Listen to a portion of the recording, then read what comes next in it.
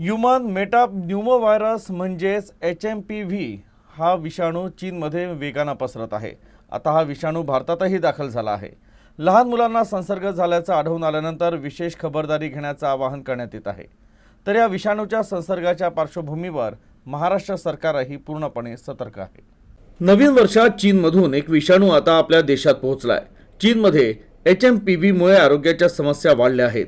आता हा विषाणू आपल्या देशात कर्नाटक, गुजरात, तमिळनाडू आणि महाराष्ट्रातही पोहोचलाय। त्यामुळे सरकारही सतर्क झालं आहे।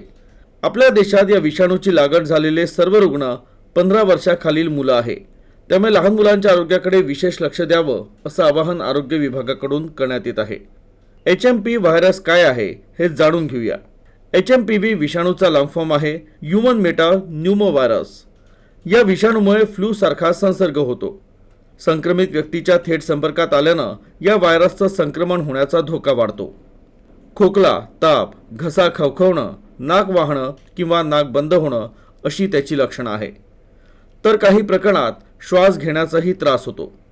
हा विषाणू लहान मुलं, कमकुवत प्रतिकारशक्ती असलेल्या विशेषतः वृद्धांना देखील प्रभावित करत आहे। या विषाणूमुळे न्यूमोनिया किंवा ब्रॉन्कायटिस सारखी धोकादायक लक्षणं देखील होऊ शकतात। तर ही आहेत विषाणूची लक्षणं। सध्या तरी HMPV विषाणूसाठी कोणतीही लस किंवा अँटीव्हायरल उपचार उपलब्ध नाही। त्यामुळे या विषाणूपासून काळजी घेणं ही सध्या महत्त्वाची बाब आहे। प्रतिबंधात्मक उपाय: गर्दीच्या ठिकाणी मास्कचा वापर, साबण आणि पाण्यानं किमान 20 सेकंद अनेकदा हात धुवावे। सॅनिटायझरचा वापरही महत्त्वाचा आहे। संक्रमित लोकांच्या संपर्कात येणं टाळा।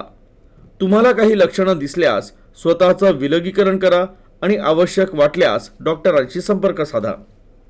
आपल्या देशातील ज्या मुलांमध्ये याची लागण झाली आहे या सर्वांमध्ये सौम्य लक्षणं आहे, मात्र तरीही आरोग्य विभाग सतर्क झालाय।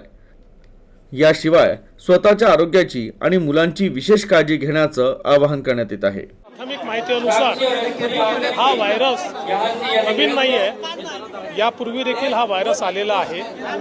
पुन्हा त्या व्हायरसचा चेंचू प्रवेश होताना दिसतो आहे।